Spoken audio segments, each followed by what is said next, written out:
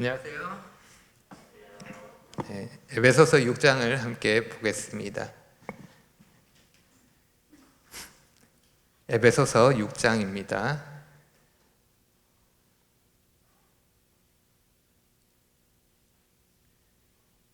에베소서 6장 4절입니다.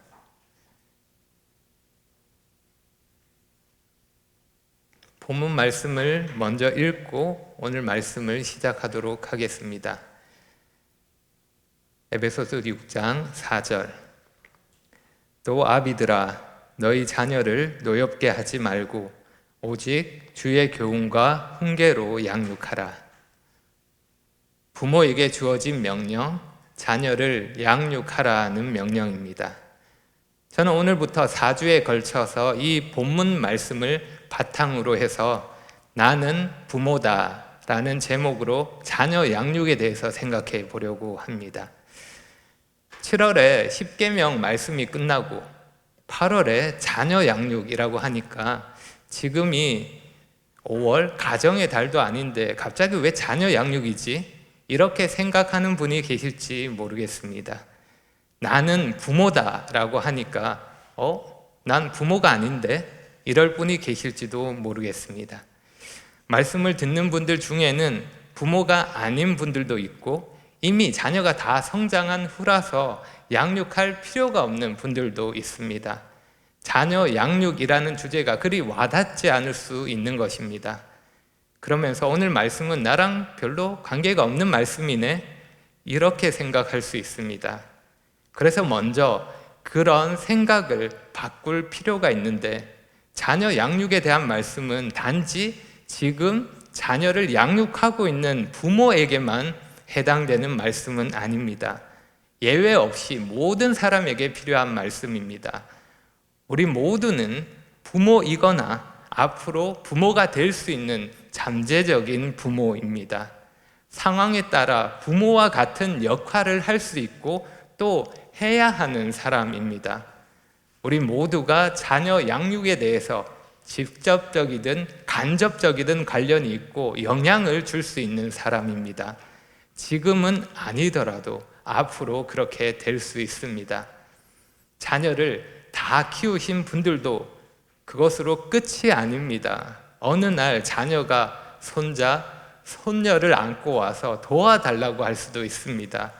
그래서 자녀 양육에 대한 말씀은 모두에게 필요한 말씀입니다.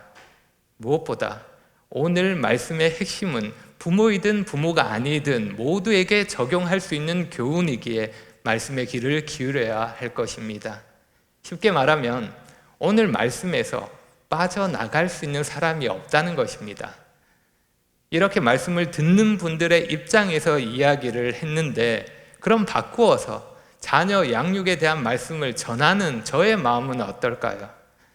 말씀을 준비하면서부터 벅차오르는 마음과 열정으로 이 자리에 있을까요? 단순하게 생각해서 이 한마디면 저의 마음이 잘 설명될 것 같습니다.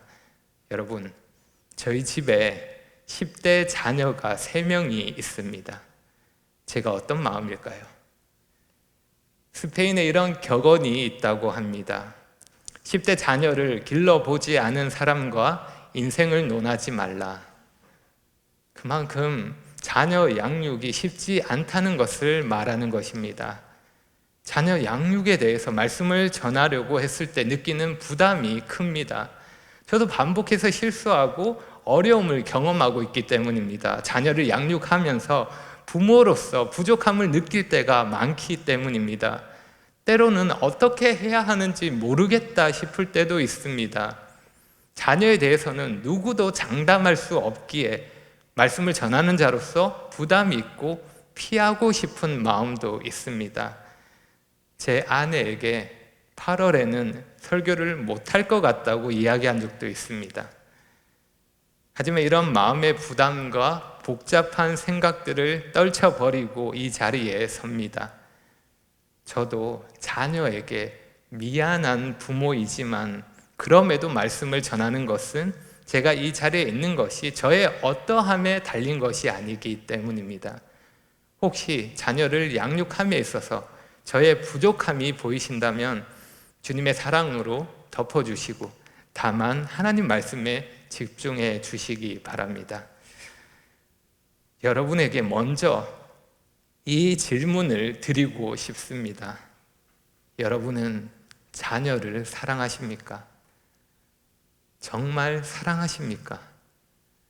자녀가 여러분에게 소중한 존재입니까?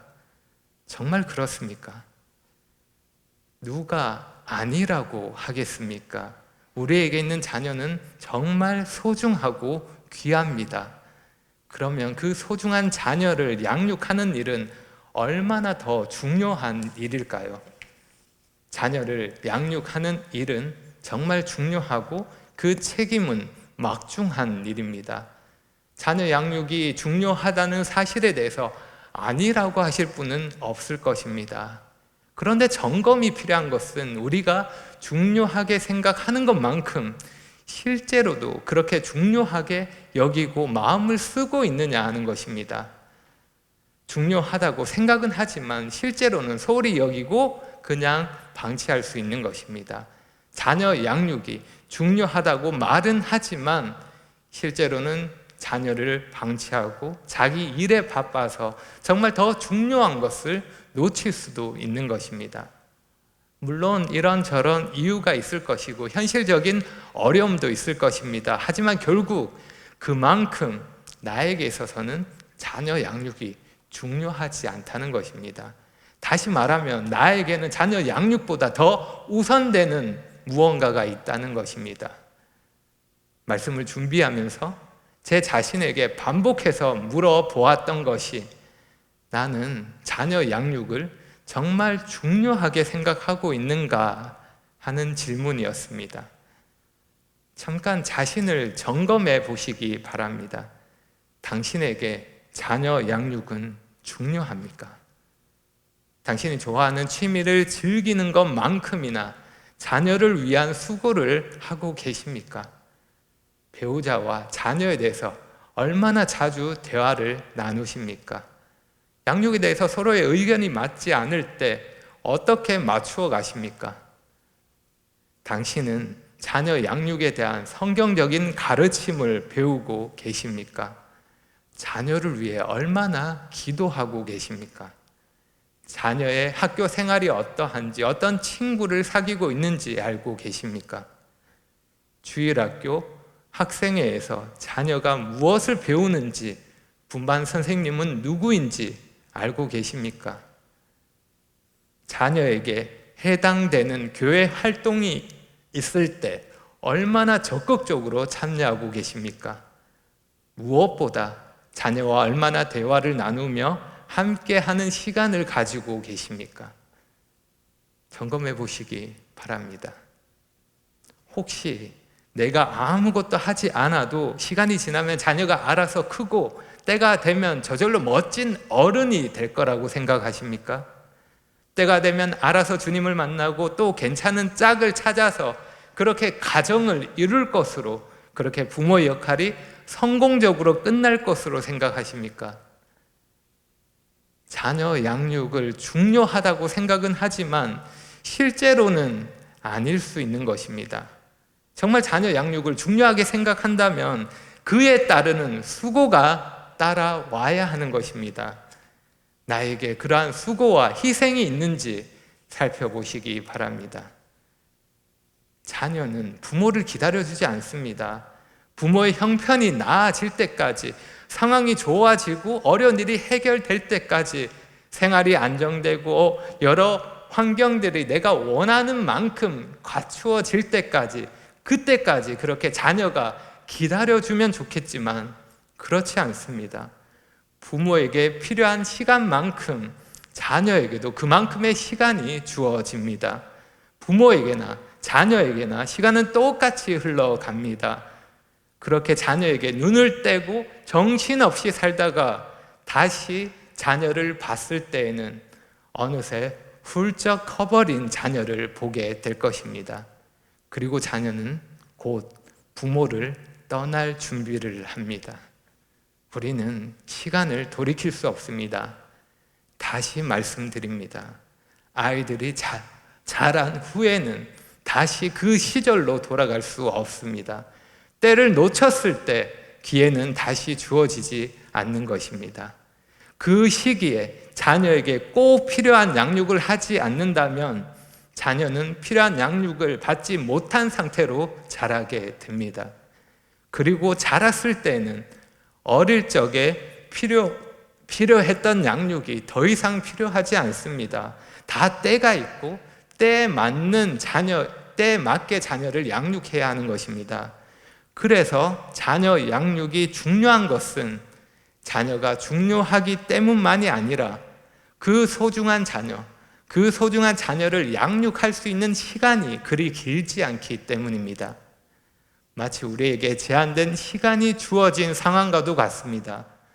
물론 자녀에 따라 다르고 가정 상황에 따라 시간은 다 다를 것입니다. 하지만 분명한 것은 자녀를 양육할 수 있는 시간은 제한되어 있다는 것입니다. 그래서 부모는 주어진 시간을 최대한 잘 사용해서 자녀를 양육해야 합니다. 잊지 마십시오. 자녀는 부모를 기다려주지 않습니다. 자녀는 하루하루 쉬지 않고 자랍니다. 품 안의 자식이라는 말이 있습니다. 품 안의 자식. 자녀가 어렸을 때에는 부모의 뜻을 따르지만 자라서는 제 뜻대로 행동한다는 것을 비유적으로 이르는 말입니다. 아기 새가 때가 되어서 둥지를 떠나듯이 자녀도 때가 되면 부모의 품을 떠납니다. 그 때가 이르기 전에 부모로서 양육의 책임을 다해야 하는 것입니다. 그렇게 자녀를 양육한 결과는 단순히 가정에만 국한되지 않습니다. 자녀 양육의 결과는 가정은 물론 교회에까지 이어지게 됩니다. 오늘날 교회 상황이 어떠합니까? 갈수록 젊은 사람들이 줄어들고 있습니다. 다음 세대가 교회를 떠납니다. 유럽의 수많은 교회들이 이미 문을 닫았습니다. 교회 건물을 유지할 수 없어서 술집이나 유흥시설로 팔리기도 합니다. 그나마 유지되는 교회들은 노인들만 모여있는 경로당과 같습니다. 한때 많은 사람들이 모여서 함께 하나님을 예배했던 교회였는데 시간이 지나 다음 세대가 교회를 떠났고 이제는 사람이 없는 것입니다. 미국의 한 통계에 의하면 예수님을 믿은 사람 83%가 만 14세 전에 예수님을 영접했다고 합니다. 19세 이상의 성인이 되어서 예수님을 믿은 사람은 6%밖에 되지 않는다고 합니다. 통계이기에 절대적인 결과가 될 수 없고 언제나 예외는 있겠지만 그럴지라도 확률적으로 생각하면 성인이 되기까지 예수님을 믿지 않으면 예수님을 믿을 가능성이 현저하게 낮아진다는 것입니다. 마치 사사시대에 이스라엘이 그러했던 것처럼 오늘날 교회가 점점 더 그런 모습이 되어 갑니다. 주일 학생들이 자라서 학생회를 거치고 대학생이 되면 교회를 떠납니다. 부모님의 품을 떠나면서 하나님의 품도 떠나는 것입니다. 그래서 내가 부모로서 자녀를 잘 양육하는 것은 비단 우리 가정에만 해당되는 일이 아닙니다. 가정을 위한 일일 뿐만 아니라 교회를 위한 일이기도 합니다. 다음 세대를 준비하고 다음 세대를 길러내는 일, 이 중요하고 막중한 책임이 우리 각 가정, 부모에게 맡겨진 것입니다. 우리의 다음 세대가, 우리의 자녀가 우리와는 다른 세대가 되지 않도록, 하나님을 모르는 세대가 되지 않도록 우리 교회가 계속해서 세상 가운데 빛과 소금의 역할을 감당하도록, 우리 교회가 계속해서 복음의 사명을 감당할 수 있도록 부모인 우리가 계속해서 자녀를 양육하는 책임을 다해야 하는 것입니다. 우리 모두는 자녀를 양육하는 일이 정말 중요하다는 사실을 다시 인식하고 마음 깊이 새길 필요가 있습니다. 자녀를 양육하는 일은 나의 가정은 물론 교회를 위한 일이라는 사실, 정말 중요한 일이라는 사실을 잊지 말아야 하는 것입니다. 이렇게 중요한 만큼 자녀를 양육하는 일은 어려움이 많습니다. 자녀 양육이 수학 문제를 푸는 것처럼 확실한 답을 구할 수 있고 공식대로 했을 때 단번에 문제가 해결된다면 얼마나 좋겠습니까? 자녀 양육은 수학 문제와는 다릅니다. 그렇게 안 됩니다. 생각해 보십시오. 우리 자신이 그런 자녀가 아니었지 않습니까? 여러분은 부모님 말씀 한 번에 잘못이 고쳐지고 문제가 해결되었습니까? 아니지 않습니까?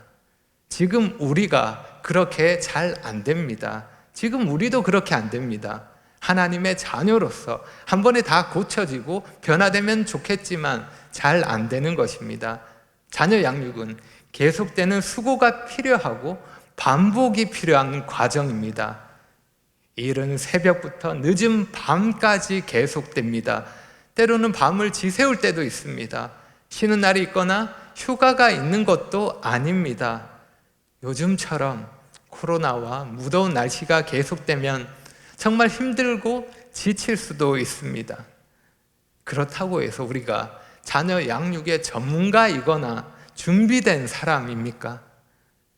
여러분은 어쩌다 부모님이 되셨습니까? 표현이 좀 이상할 수 있는데 준비가 되고 이제 부모가 될 만하다 확신이 들었을 때 그때 부모가 되셨습니까? 부모가 어떤 사람인지 무엇을 하는 사람인지 잘 모르는 상태에서 훈련받거나 제대로 배운 적이 없는 상태에서 부모가 되지 않았습니까? 좀 다른 경우도 있겠지만 보통은 그렇게 준비 없이 부모가 되고 부모가 되고 나서 부모가 어떤 사람인지 부딪히면서 알아갑니다.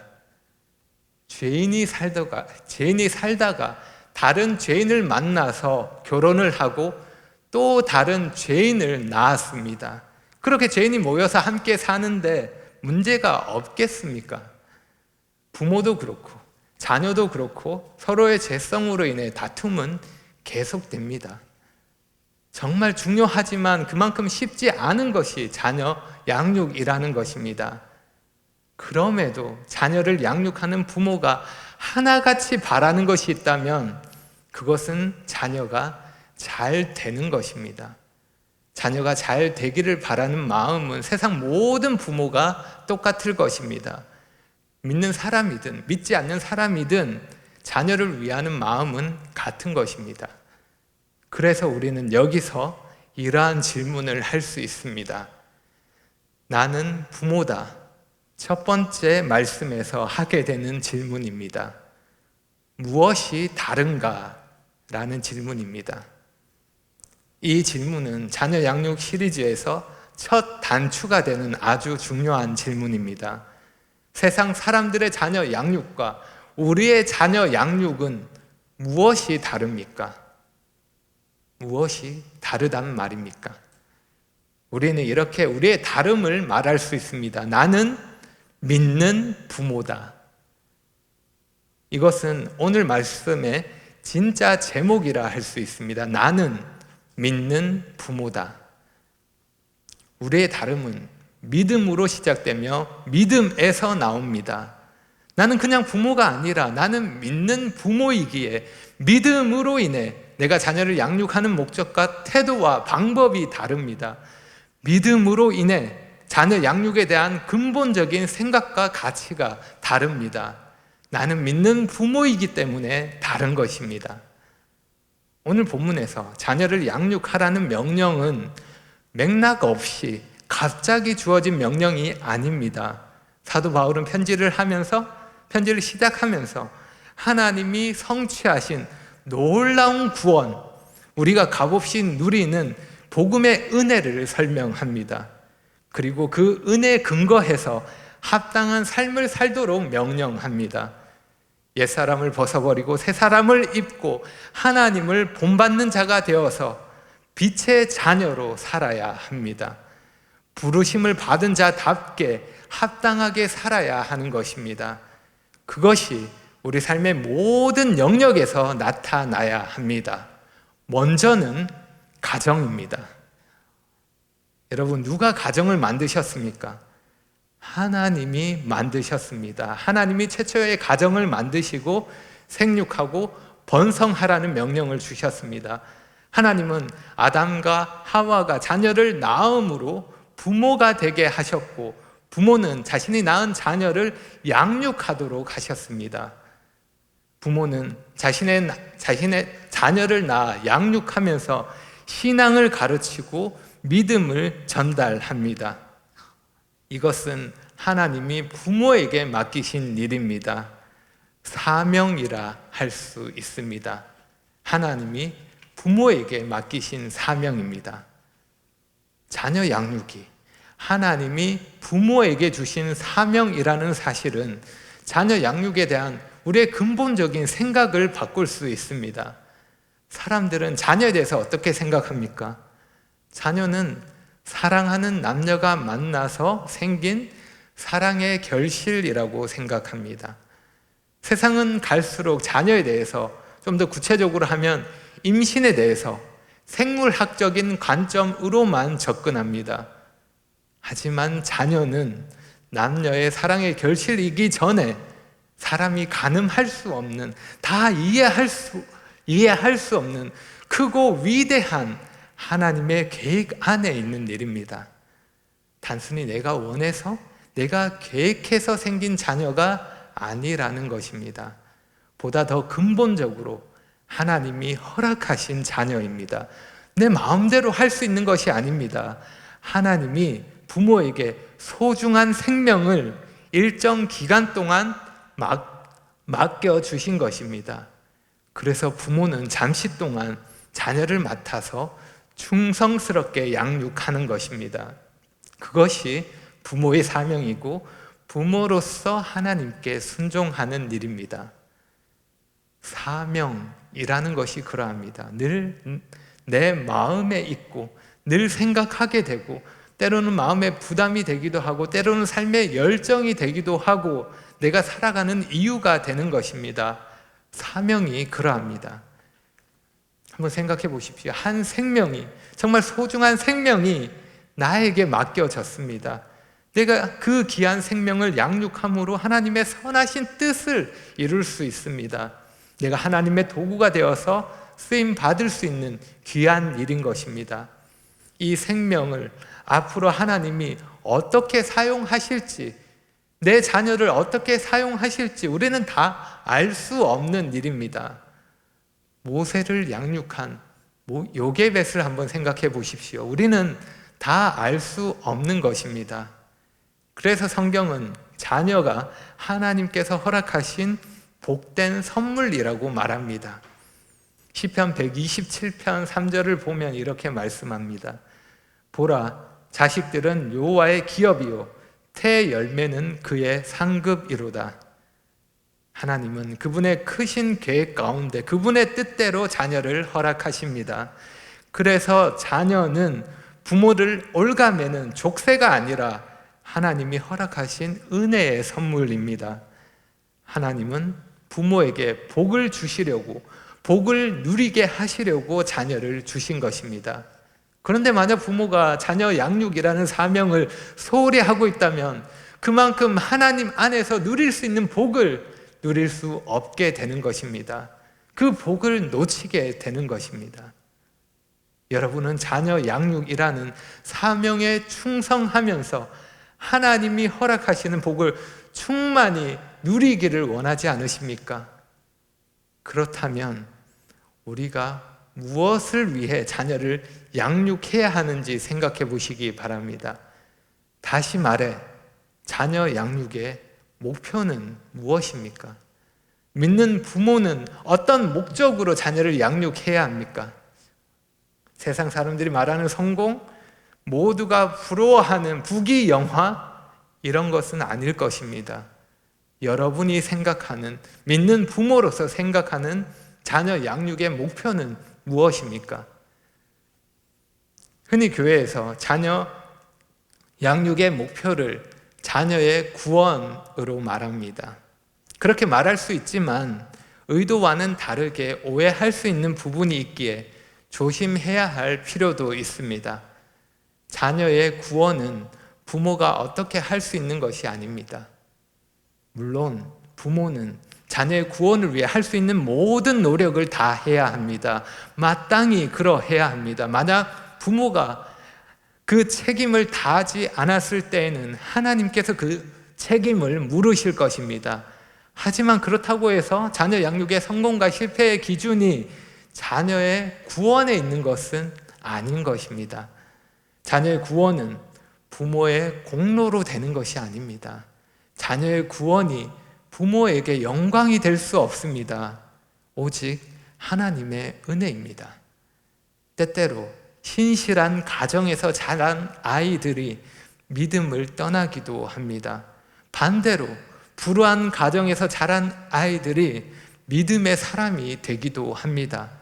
자녀가 어떻게 되었느냐 하는 결과를 가지고 자녀 양육의 성공 여부를 평가하며 부모를 평가할 수는 없습니다.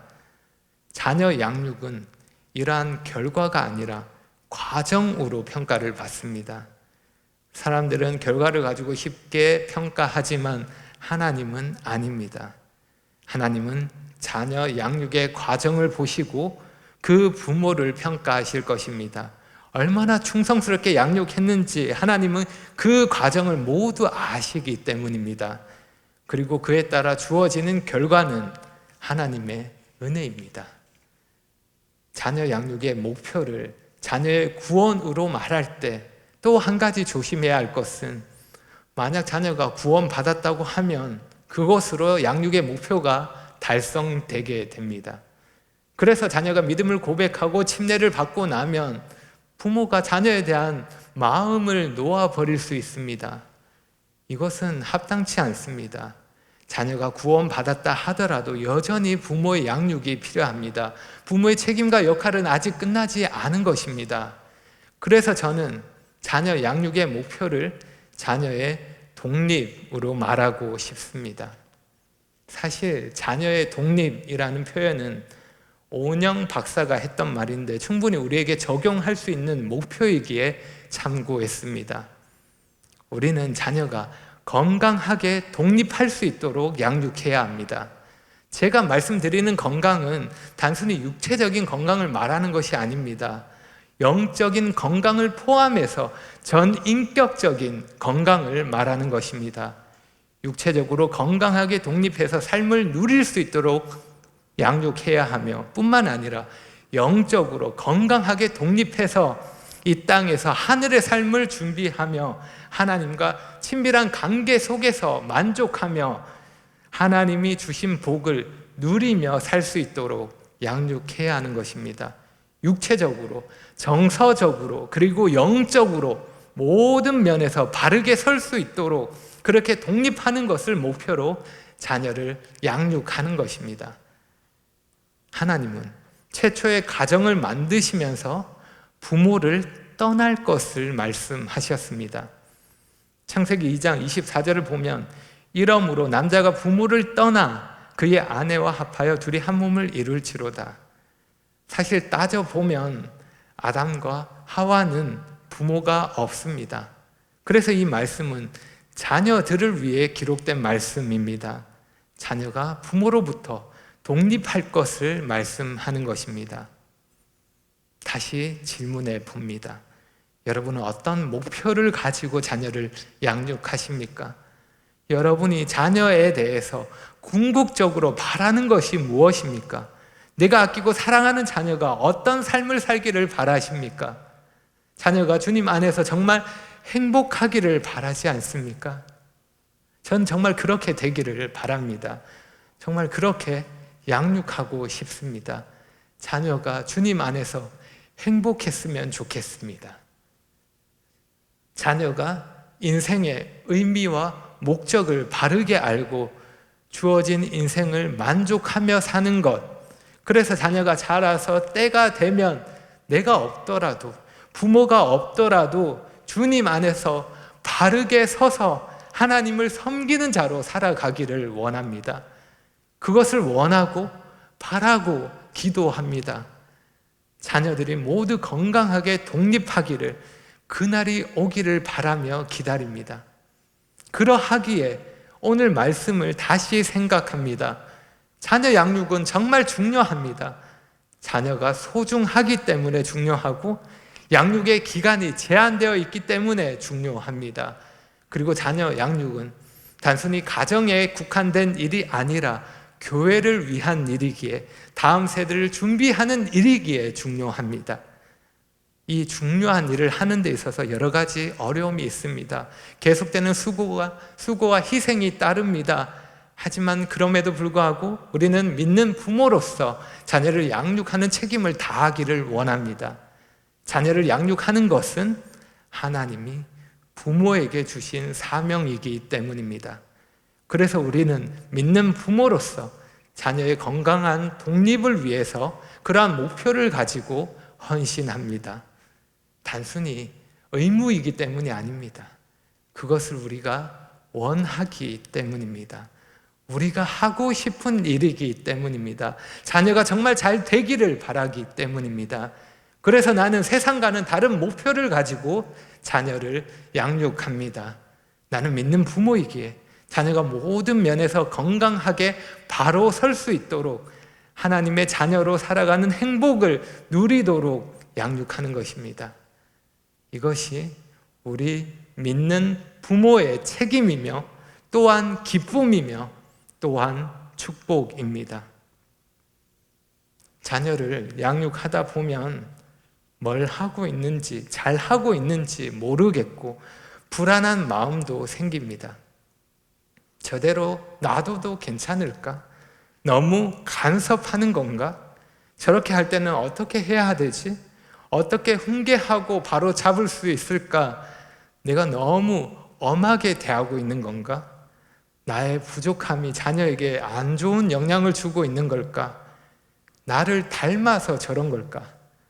이런저런 생각들 때문에 자책될 때도 많이 있습니다. 그렇게 말하는 게 아니었는데, 더 잘할 수 있었는데 왜 그랬을까? 후회가 될 때도 있고 마음이 편치 않을 때도 많이 있습니다. 하지만 분명한 것은 폴 트립의 책 제목처럼 완벽한 부모는 없습니다.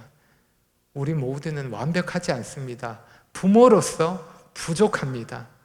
하지만 그럴지라도 내 자녀에 대해서는 내 마음이 진심입니다. 완벽하지는 않지만 좋은 부모가 되고 싶은 마음은 진심입니다. 그러니 자녀 양육을 위해 다시 노력하겠다고 다짐하시기 바랍니다. 단지 기대하고 바라는 것으로 끝나지 않겠다고, 뭔가 즉흥적으로 시도하고 그것으로 멈추지 않겠다고, 깊이 없는 가볍고 얄팍한 마음으로 하지 않겠다고, 수고와 희생이 필요 없는 그런 요령을 부리지 않겠다고, 마음을 다해 수고함으로 자녀를 양육하겠다고 다짐하시기 바랍니다. 여러분, 우리는 완벽하지 않습니다. 다만 마음을 다해 할 수 있는 수고를 다할 뿐입니다. 그렇게 당신의 자녀를 양육하시겠습니까? 자녀의 행복을 위해 그렇게 수고하시겠습니까? 그러면 그것이 당신의 행복이 될 것입니다.